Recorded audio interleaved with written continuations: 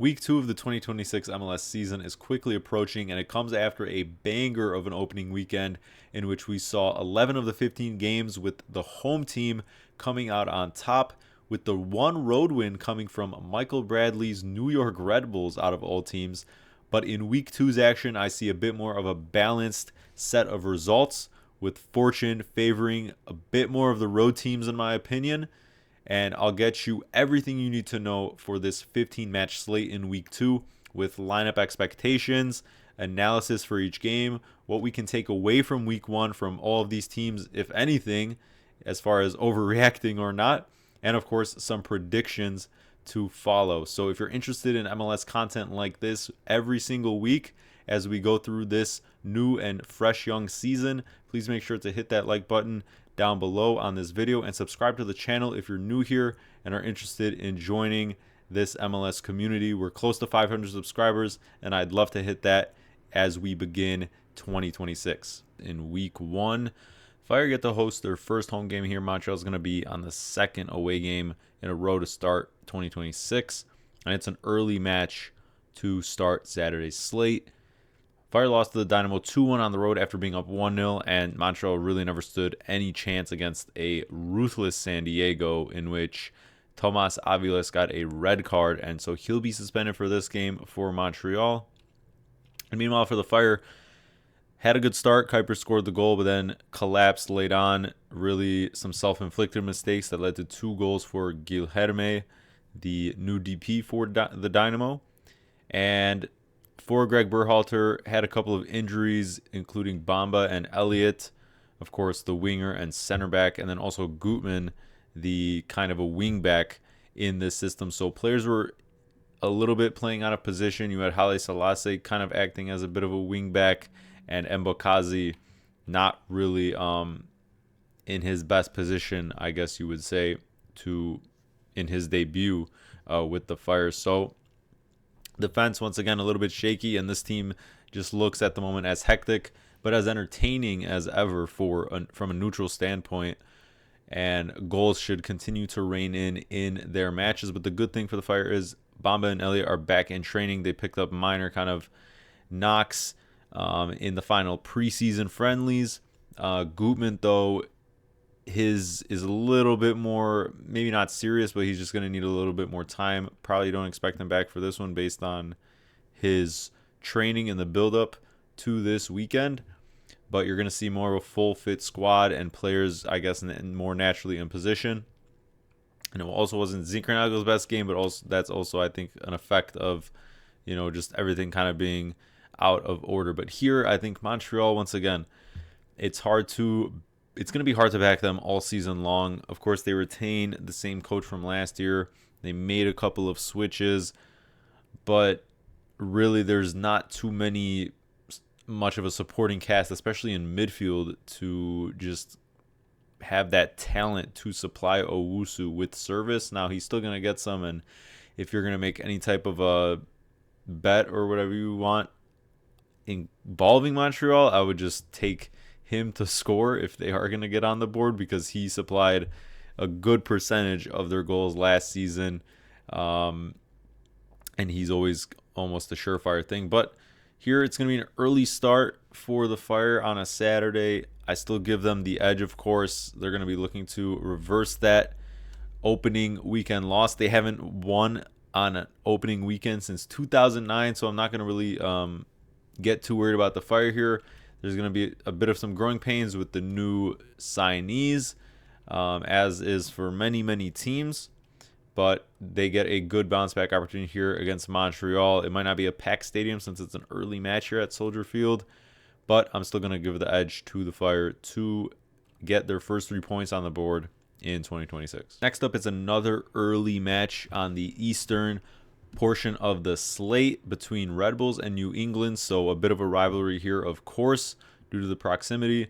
And two teams coming into Week 2, starting 2026 off in contrasting ways. Red Bulls beat Orlando 2-1 on the road to begin Michael Bradley's career as a first-team head coach with the Red Bulls. And the Revs, even with new coach Marko Mitrovic, not the opening opponent you wanted, and they were not expected to win against Nashville, and they got completely bounced from really minute one on the road, losing 4-1. But New England had basically 3/4 of its back line out, including Fofana and Ceballos. Fofana was handling some green card issues. It seems like he should be good to go since that has been cleared. He has gotten his green card, or whatever you want to call it. He's gotten that handled. And then Ceballos, he's been fully training after a bit of a knock. Sands as well, though. He got injured. One of the fullbacks, he got injured against Nashville.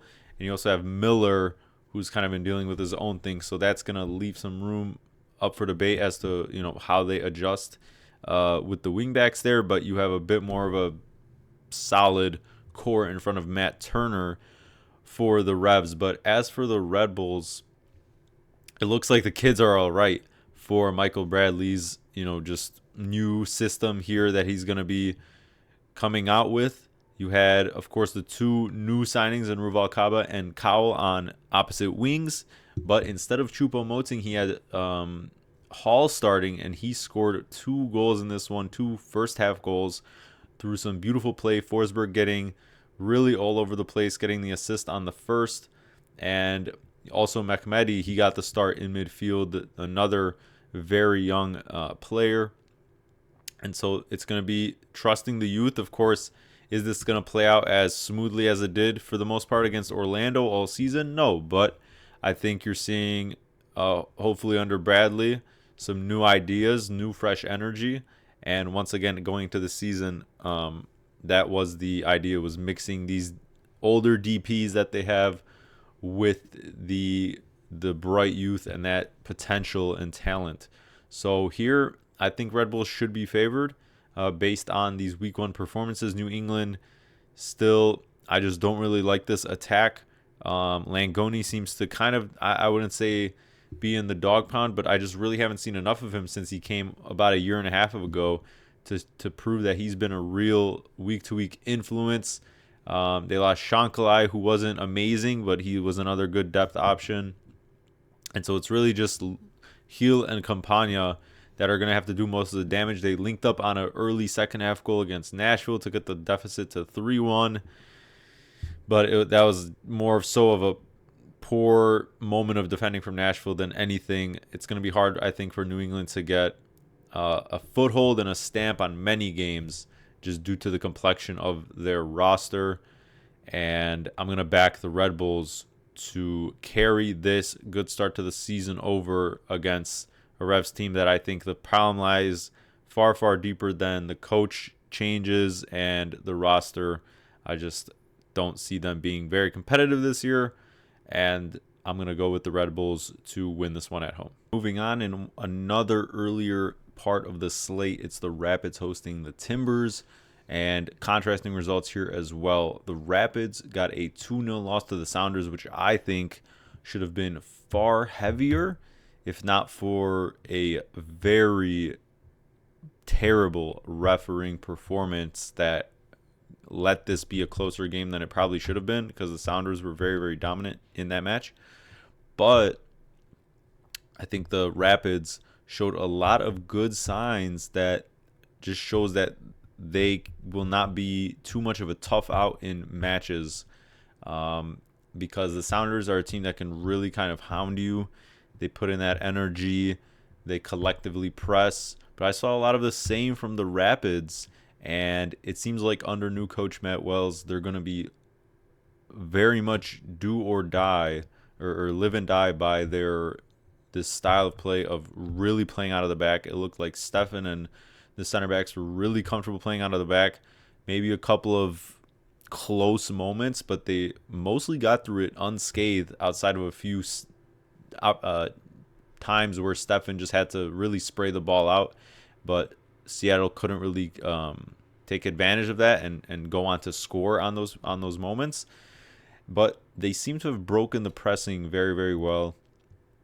The problem for this team is it's young. It's got new pieces. Navarro, of course, is going to be playing center forward, but Yappy's kind of playing more so of a left-sided role than like a supporting striker. You have Silu, who came from Montreal. And then Paxton Aronson still hasn't really shown that he's been worth the investment so far. Of course, he's still a young player, but he hasn't really taken this team, taken the reins of it. So that's the issue, is they can break that press, but every time they look like they kind of had a bit of a man advantage or some space after they broke through midfield, the chemistry clearly isn't there yet as far as finishing these odd man opportunities and really making decisive decisions and actions with the ball in the final third, because it just led to a lot of turnovers in the next couple of seconds that the Sounders were able to just, put their stamp on the game and control possession.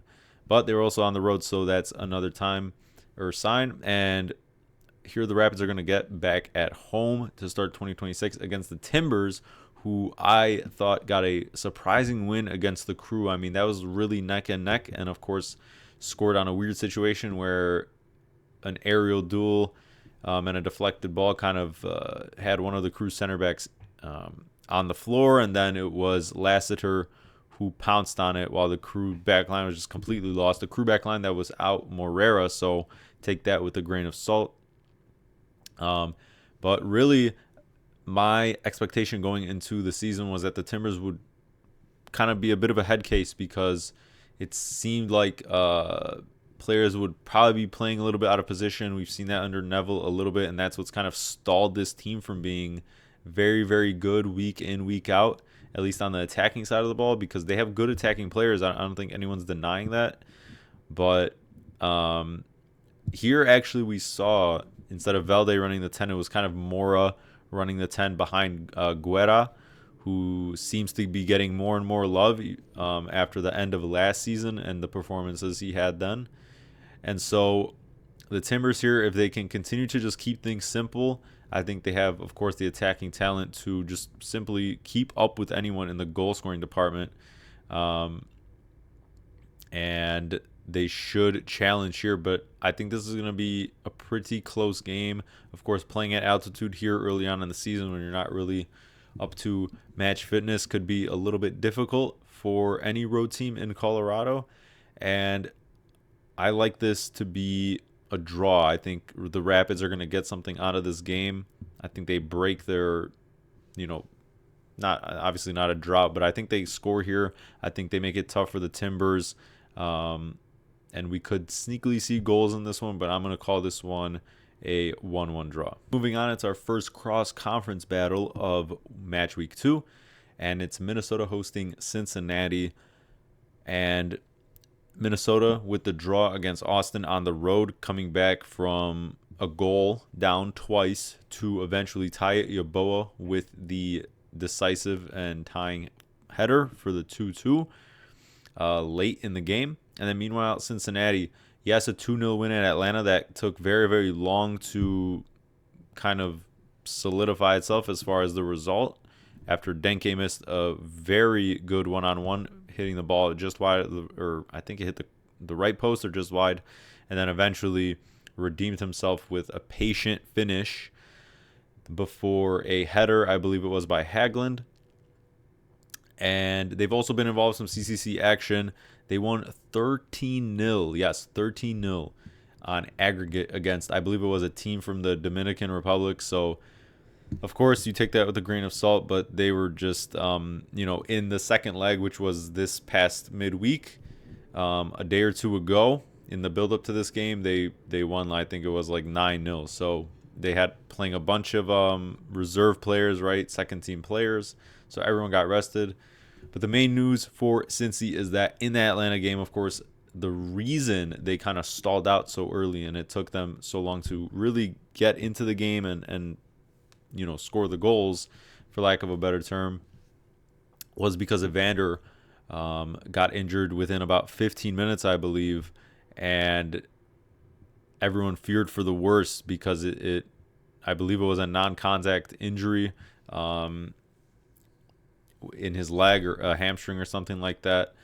But the reports are that he will be okay, because he could even feature in this game and probably off the bench, I would assume. But that's just, that's a season-changing injury if it were to have happened. So they're going to, of course, be very cautious with him, ease him back, and listen to him, you would imagine, as far as just getting him back out there. As for Minnesota, their star hasn't featured yet, James Rodriguez, and we're expecting his debut soon because, of course, he wants to stay fit ahead of the World Cup. It's, only, 3 or 4 months now until we get going, and he's cleared his visa. He's gotten his, everything handled with that. He missed the team's last game, and we'll see if he can be available for Minnesota's home opener in 2026.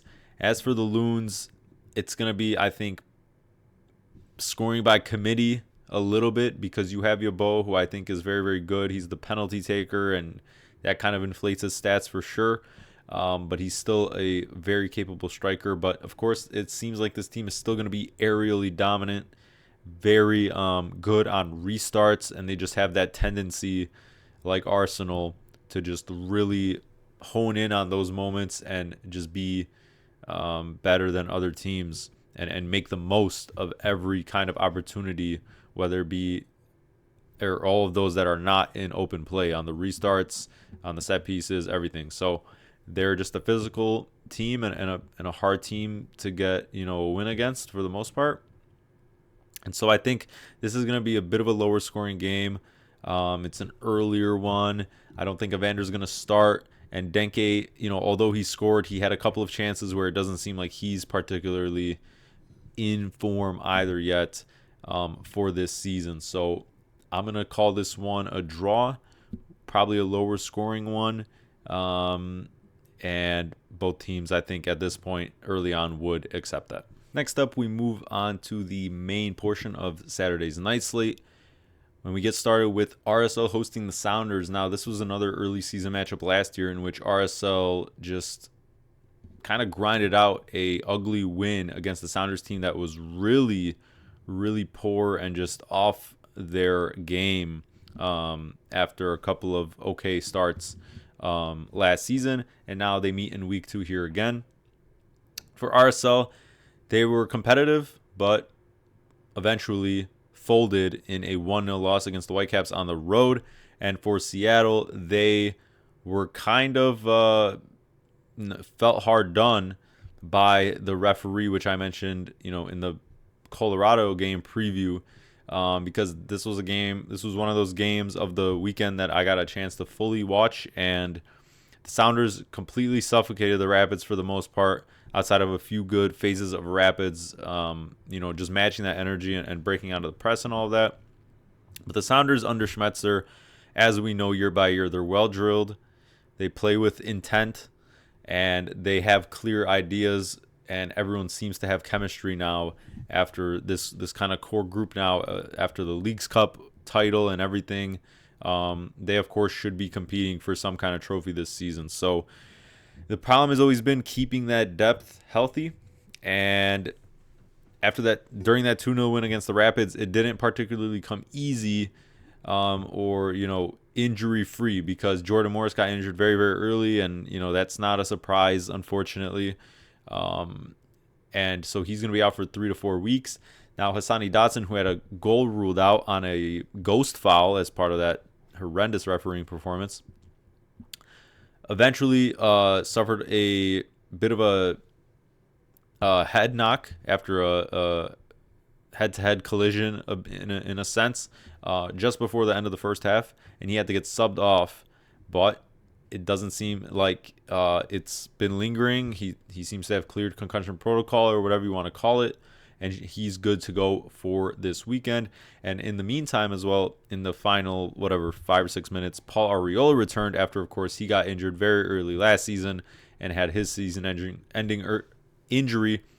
So that's kind of two sides of that coin for the injury bug for the Sounders.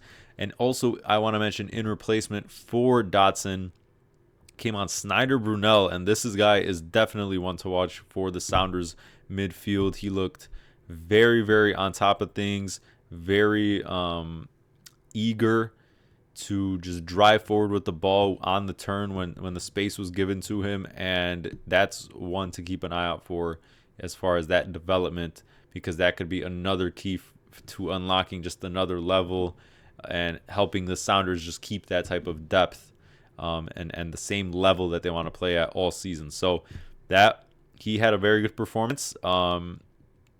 The moment or whatever you want to call it just wasn't too big for him, and he played very well. So that could be a look to potentially start down the line, maybe this game, I don't know. But here also for RSL at home, it's hard to get a gauge on this team because they had such a large roster turnover, but yet they're still going to be without so many of these key guys that we haven't seen yet. So that includes Sanabria, who's going to play kind of as a wingback, Spearings, who's a midfielder, and then Gulavogi, who's supposed to be their guy up front at striker. And then also you have Anelli, who's dealing with a bit of a knock, I believe.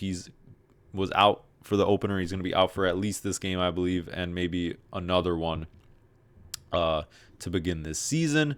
And so RSL, although they have an okay squad, they're going to be at home, and of course that's an advantage in itself, just like the Rapids with the altitude. I think the Sounders should at least get a draw out of this, and they're playing really good football to start already. Paul Rothrock as well. He's just so energetic, committed to the plays, completely created that first goal for them against the Rapids, and they just need to not drop off that level on the road and not switch off so early in the season, because it seems like that's been a bad trend for the Sounders the past couple of seasons. It's just like they have a middling start to the season, and then they really pick it up when they have a bunch of home games in the middle portion of the season and going on. But I think they are set at the moment to really do some damage. And without an RSL team that's still kind of licking its wounds, not at full strength, I think the Sounders at least get a draw, could definitely challenge for the win here and put RSL to the sword and keep this gap right now early. So I think the Sounders win this one. Moving on, it's another cross-conference battle between the Quakes and Atlanta.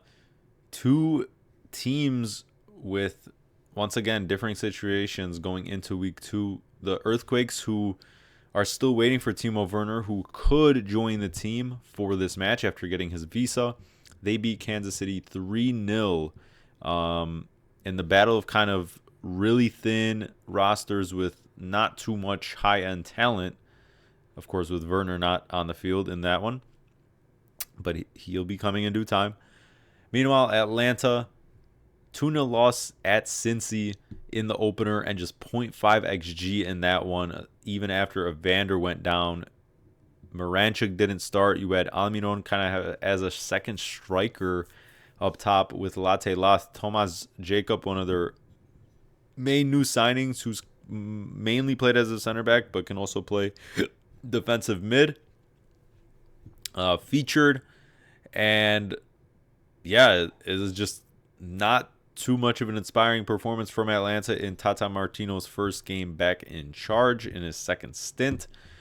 But that was, of course, at Cincy. They are usually very defensively sound, especially at home. But I'm still seeing the same warning signs. I'm not really seeing a clear identity yet for Atlanta.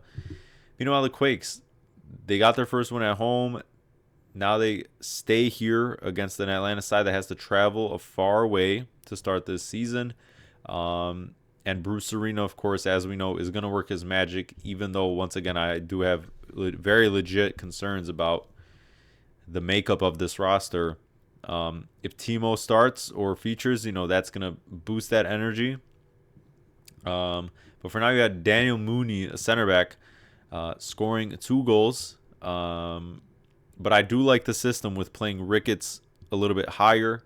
You have that speed, and who knows? Good things can happen, and they can definitely they are the better coached team, I feel like, for the majority of their matchups they're going to have against other kind of teams who are middle of the pack or below, teams that, it seems maybe on paper it's a 50-50 matchup, but in the end of the day, they have the more clear system identity, players who are bought in under Bruce Arena. So I think I have to favor them just slightly here to get the win. Otherwise, this game does kind of feel like a draw to me, because I think it was more so KC just being contending for, I think, one of the worst teams in the league when it's all said and done, than the Quakes, being world beaters or anything like that. So I think Atlanta's going to pose a bit more of a challenge, but once again, they have to travel, and they still have yet to score after the first game. I just want to see better passages of play. And another note, Almiron seems washed. He seems very off par. He was slipping a bunch, really just not on the same timing as his teammates. I don't know if that was just a week one jitters or a blip, but it's not looking good in his return. He hasn't really been that guy that we once knew long ago when they won the cup. And so that's another situation to monitor. Who is going to feed Latte Lath? Who else is going to step up? Saba's been very quiet, especially last season too. The Stars need to show up. Moranchuk cannot be getting benched, and something has to change. I'm going to go for a Quakes win in a very, very tight game. Next up, we've got Dallas hosting Nashville. Two teams coming off really fun wins in week one. Dallas beat Toronto 3-2 at home with 2 goals, including the winner from, of course, their main man, Peter Musa. The Moose is loose. And Nashville beating the Revs 4-1 at home to start things off in year 2, the second full year, really, under BJ Callahan, with, of course, now this loaded trio of Surridge, Espinoza, and Mukhtar. And also in CCC action, they beat Atletico Ottawa 7-0 on aggregate in the opening round. A 2-0 result on the road a couple of weeks back, or a week and a half ago, and then now in the midweek building up to this match, 5-0 at home with mostly reserves. So everyone should be fresh for Nashville. Same thing for Dallas. Of course, they have no other competition going on right now. And Nashville's fully healthy. So on Dallas's end, the only real news is that Sirois, who they signed as keeper from Montreal after Martin Paes left, was a healthy, he didn't play. He was a scratch. And so that's a situation to monitor. When will he join the team? Because, of course, I think he's a pretty decent shot stopper. And then also you have Valiente, who's hasn't really been with the team yet because, of course, visa issues. That's a common occurrence in MLS whenever, teams have new signings, whether it be the winter or summer transfer windows. So that's just, once again, going to pop up a lot in this video, right, for many teams, and just, in maybe even in the next couple of weeks, still players dealing with those types of issues, because it just seems to be a complicated process. But meanwhile, Dallas, a rare home win considering last season, right? They really had to fight against Toronto, a Toronto team that is considering, on the way towards getting Josh Sargent, but hadn't had him for this game. Really, Mihailovic, who scored 1 goal, and still they don't have their striker yet in place with the team. And, of course, they lost Coelho as well to an injury, Corbanu. So that's a lot of their attacking players just really not in the fold, and they still had to claw, even though they were the home team. So Dallas is going to be an interesting team to monitor, but I still just don't think they match up with Nashville here. Nashville, I think, should be good to score a couple of goals in this one. Obviously, this is not a summer in Texas. That's really when these Texas teams really get their advantage, of course, is those hot months. This is not really going to be one of those. And this may be a bit of a scare for Nashville, but I just think, once again, they really look in form. The creativity, the passing at the moment is really, really at a high level, and it just doesn't seem like that adjustment period is needed at the moment because they retain most of their players. It seems like Espinoza is fitting right into everything. He's not being played like out of position or anything. And so, yeah, I think Nashville goes out and gets the win on the road. Here we've got the Dynamo hosting LAFC, and both teams coming in to week 2 off 3 big points. 2 really good statements to start the season. The Dynamo beating the Fire 2-1 at home after going down 1-0, and their DP signing Guilherme scoring the brace with 2 just electrifying kind of runs. Or sorry, the first one being just a complete blast through the Fire's back line, just outpacing Elliott, and the second one being a bit of a rebound, but showing his awareness, alertness, and pouncing on that loose ball, squeezing it past Chris Brady. And then LAFC, statement start for them in the opening match at the Coliseum against Inter Miami. Of course, the team propped up to be just world beaters this season, go back to back.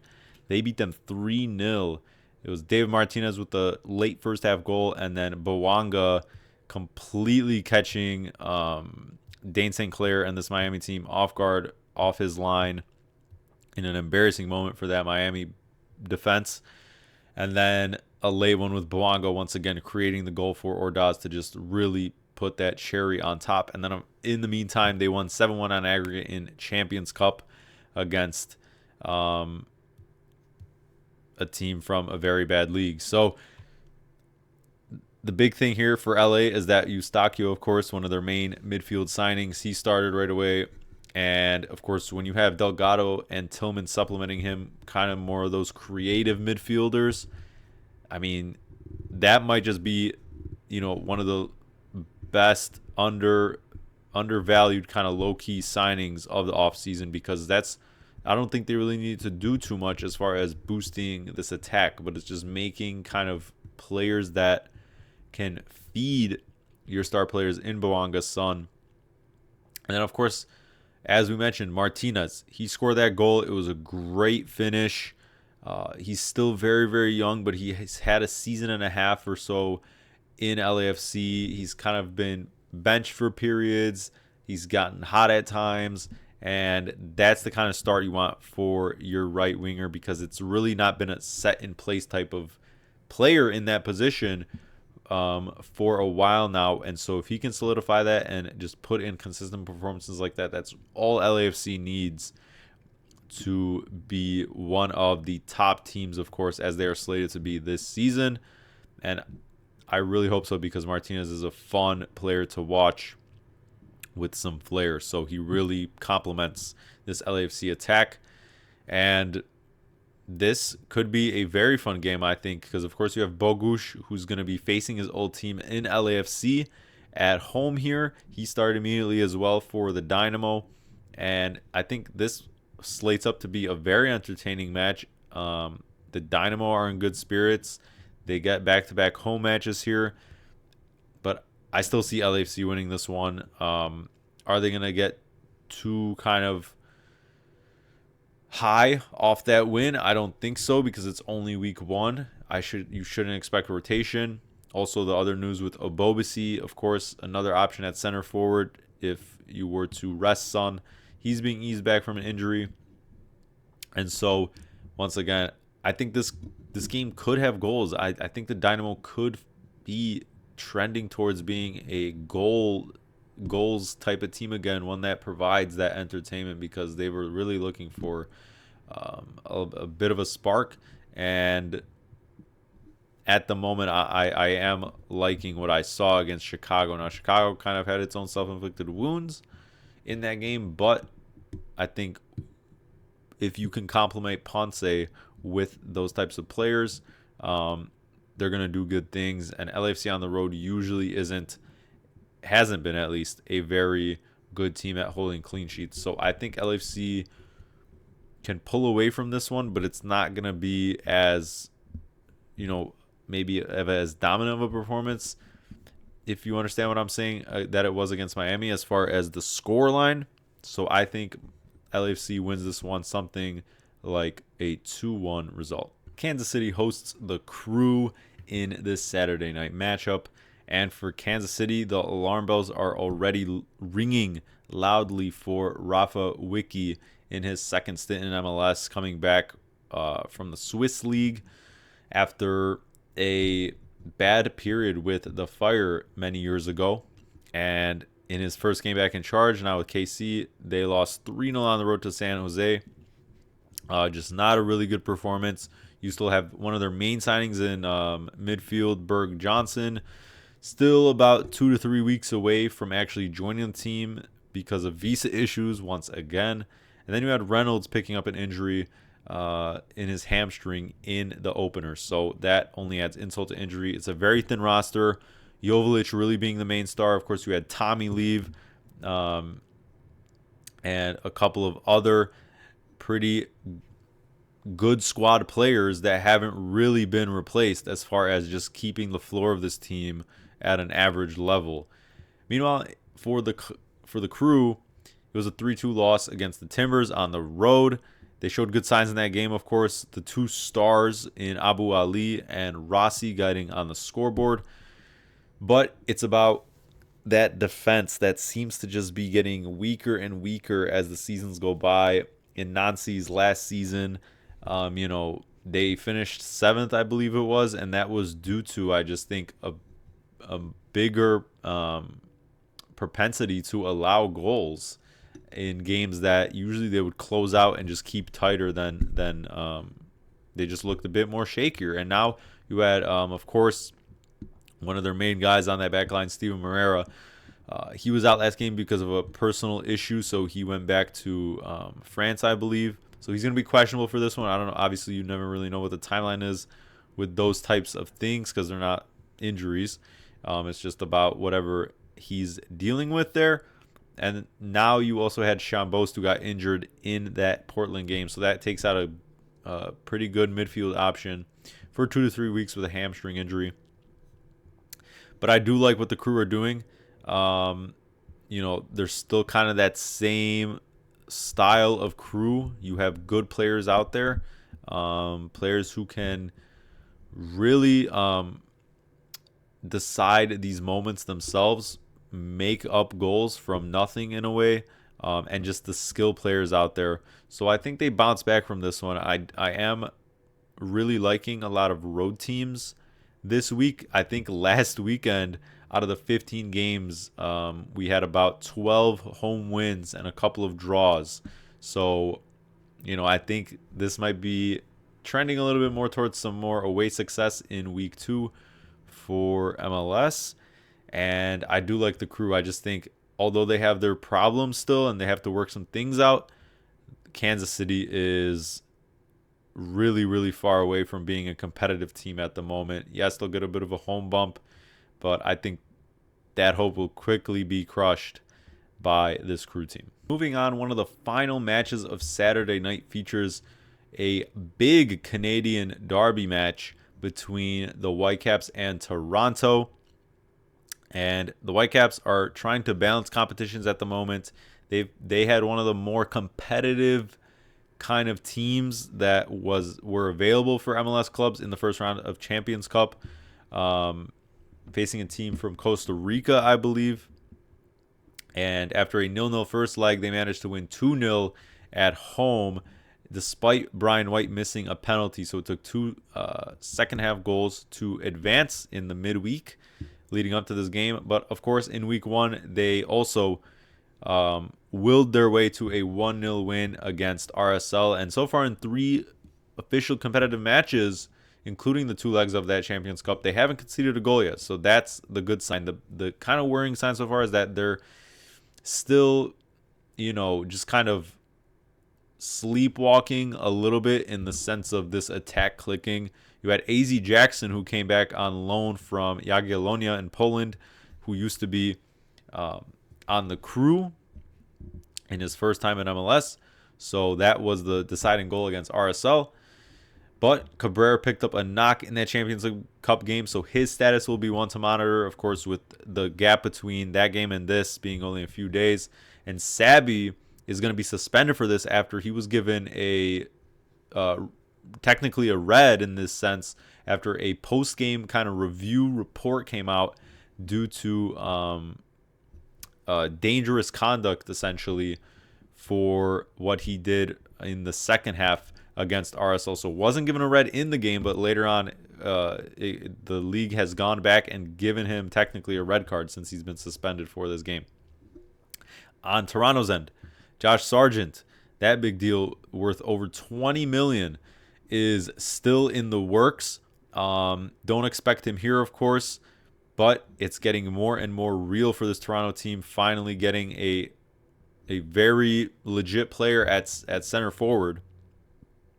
And Mihailovic would love that pairing after scoring in week 1 against Dallas, but to no avail as they lost 3-2 on the road. Once again, Corbinu is going to be out for a long time. Coelho, though, he's also questionable here for this one. He pulled a muscle, and that, once again, what is a thin roster has a little bit more to worry about. So Toronto, I think, is still a tough out. They like to win road games by very low scores, and they can defend if necessary. And that could be a concern for the Whitecaps, but I think the Whitecaps are only going to, keep shifting into higher and higher gears. And maybe this could be another game where they take a while to get into things, but I just don't see them eventually not getting this win against Toronto. Of course, they're not going to be pushovers, but unless there's crazy rotation because of who the Whitecaps had to play in the midweek, then that would be the only reason I see this being competitive for a long time, for long periods of this match. But that's one to monitor as far as the lineups, because it's kind of uncertain now with players getting fresh again, and of course them prioritizing a good lineup in Champions Cup. So once again, I think the Whitecaps win, but let's see what this lineup looks like ahead of the match. To wrap up Saturday's slate, we've got a West Coast battle with LA Galaxy hosting Charlotte. And for the Galaxy, yes, they've raised their floor, but unfortunately, we have the same warning signs that were, of course, kind of intensified last season because the defense was so bad. But now that they've improved the defense with Glesnes and Hawk, they are a little bit more stable. They're getting some kind of results, right? A 1-1 aggregate in Champions Cup, where they eventually advance because Champions Cup still uses away goals. And then a 1-1 draw against NYC, in which they had the lead, got a red card that led to also a penalty. And then, yes, held on with 10 men, but regardless, threw away 3 points, the full 3 points to 1 at home. And so still no wins. And especially a really lethargic second leg in Champions Cup after a 1-1 first leg on the road. And in the midweek, it was 0-0 at home against San Miguelito from Panama in a match where the Galaxy started basically a full-strength roster, had a first half goal ruled out by Peck due to an obvious offside that I don't know how it wasn't called, as it happened, but VAR took it off, and they got by literally just through away goals against a very poor team as that. So Garza is going to be suspended with the red card from last game. Eric Tommy, though, that could be a bit of the difference for this midfield because he's going to be expected to be available for this match, but it's still going to take some time to, of course, get implemented and see the full capabilities, in a sense, for this Galaxy team. But it just still seems like Ricky Puig, of course, is always going to be a big miss, but it just doesn't seem like they've corrected a major issue in the makeup of this team. They just got a little bit better at, on the defensive side of the ball with the personnel there, from keeping, some moments a little bit more under control. But this attack, it's not cohesive. The star wingers are not really getting the service. They have to go one-on-one and create magic, and it just ends up being kind of non-danger chances and shots on target for the most part. And João Klaus isn't really the center forward to complement them so far. Yes, he scored against NYC, but he's not, of course, not a pacey type of center back. So they face Charlotte. Charlotte comes here. Of course, they are one of the best home teams in the league. They drew 1-1 coming from behind at St. Louis to start the season, a St. Louis team that also the jury is still out on. But Charlotte, of course, got Luca De La Torre, didn't really do much other business. Pep Biel, who's now going to be a full-time player for this team, was the one who scored that equalizing goal. So that's a good sign for them. But this is one that they could definitely steal. The only issue, of course, is that they are just don't play to the same level on the road as at home. Yes, they pick up draws sometimes like they did in week 1, but it's about stealing those points, cementing yourself as a team that is just generally a good team, one of the upper echelon teams. And to do that, you need to match those type of outputs, that type of mentality on the road. And this is a bit of a battered and bruised Galaxy team at the moment who is, I wouldn't say low on confidence, but definitely a vulnerable team. And so if they can get this one out of the way, I think that sets them up for a very good 2026. But I think we're going to learn a lot about the Charlotte team based on what they can do here against what I expect to be a bit of a rotated Galaxy squad, because once again, they played a full strength lineup in midweek, back to back essentially, right? They have those extra games in hand. And yes, I'm not going to say that, they have to rotate here because of that, because it's so early on in the season that those, that fatigue shouldn't really be a factor, but you should expect some type of rotation as far as this Galaxy lineup. So Charlotte, I think they at least get a point out of this one. They're a sound defensive team.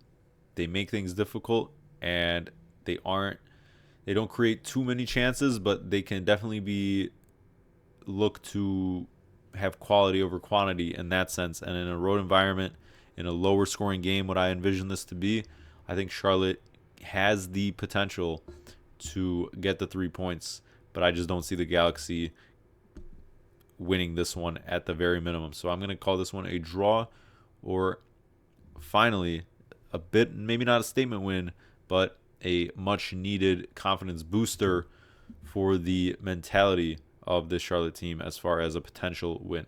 We move on to Sunday, which has a 4-game slate for us, and the early window features Austin and DC United.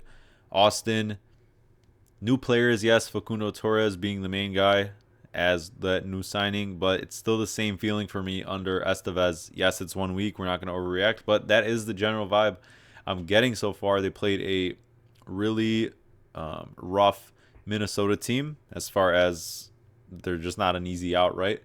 But they were at home, they had an energy, and it's just more of the same. Another draw for this Austin side. Nothing can separate them and their opponents most of the time. They got 2 goals, both of them being basically headers, set pieces, and not open play, right? That's once again the issue again. But at least they have a good set piece taker in Facundo Torres, who whipped in the corner on that first goal they had. And then up 2-1.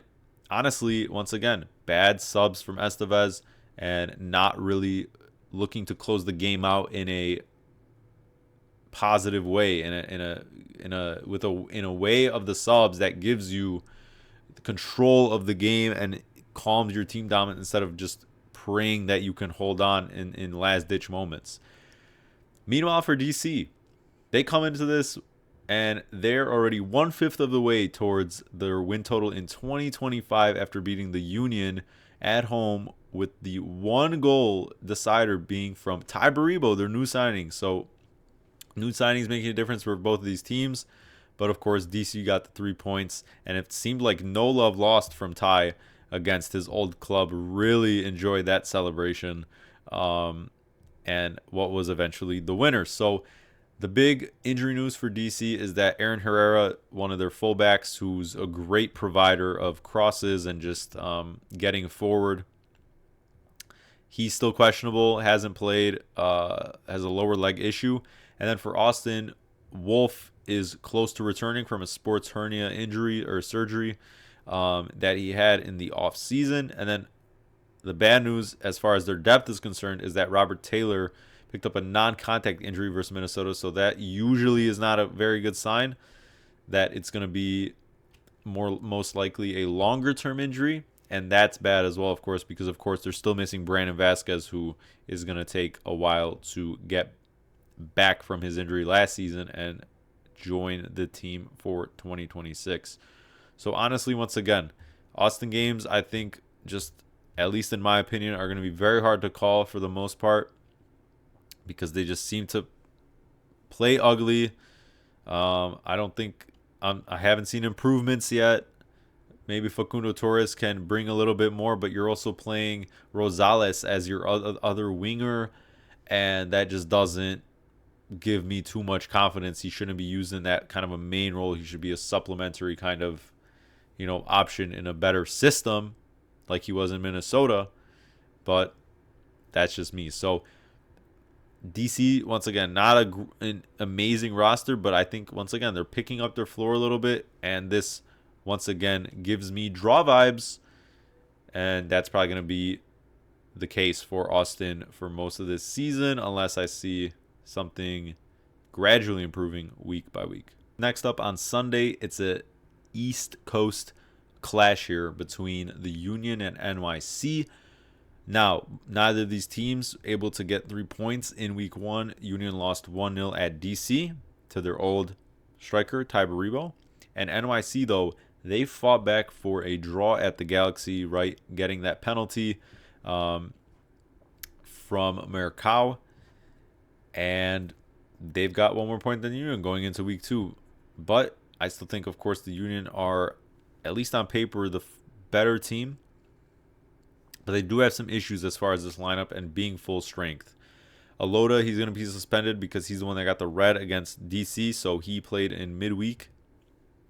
And I don't have it listed here because at the time of this recording, they were the final team to play their second leg of Champions Cup, but their aggregate was like, I think, 11-0 against a team from, I think it was the Dominican Republic, or I just might be confusing it, but another weak squad that they blew past. So Alota started in that second leg, right? At once again, the time of this recording today, with just a few days leading up to this match, so that makes sense. Lukic, he's been day to day with a rib issue.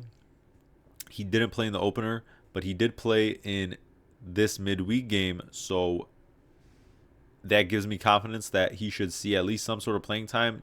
That since he started here, will he be coming off the bench against NYC? Who knows? But that's a good sign that he's just playing.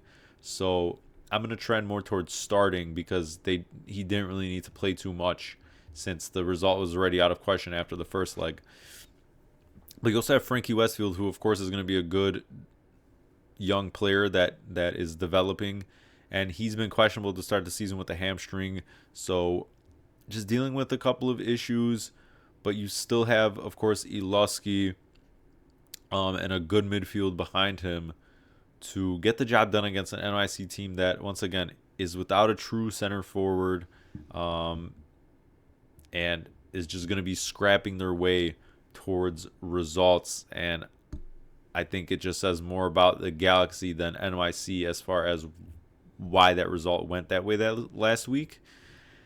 But I think the Union back at home here will sneak by. They'll have that extra day since this is going on Sunday, so it's not as much of a hindrance for them to play that midweek game. I think that actually helps them and many teams in this early season window, and so I think the Union get it done 2-0. One of Sunday night's 2 matches features the Florida Derby between Orlando and Miami in just week 2, so some really high-profile matchups for Miami to start the season. Of course, they got bounced by LAFC in week 1, going scoreless as well, so they'll be looking for a big response here that should be expected. Meanwhile, Orlando also lost, but at home to a new-look Red Bull side. New signing Thiago Souza scoring the goal in basically the last minute of stoppage time of a game that was essentially at that point already decided. So yeah, also as well for Orlando, Cartagena, he got injured against the Red Bulls. And then Atuesta, it's a situation to monitor. Lost their other midfielder in Araujo this offseason. And Atuesta's been a healthy scratch, at least was in the first match. So he, of course, is a core part of that midfield. So we'll see if he's back for this one. But Orlando was mostly dominant against Miami last season, up until I believe it was Leagues Cup, if I'm not mistaken, where Miami finally got the better of them. But in the regular season, Orlando seemed to have their number. And once again, Orlando, I think, is still a team in the midst of a transitional phase, with a core that I just don't seem to believe is really progressing. Ramiro Enrique left for the Saudi League. You still have, of course, Ojeda, who's going to be running the show, pulling strings. But Duncan McGuire hasn't had really a good year in about 2 years, and Muriel left. And I think this team is still a big question mark, and the window might just be gone for Pareja's, under Pareja.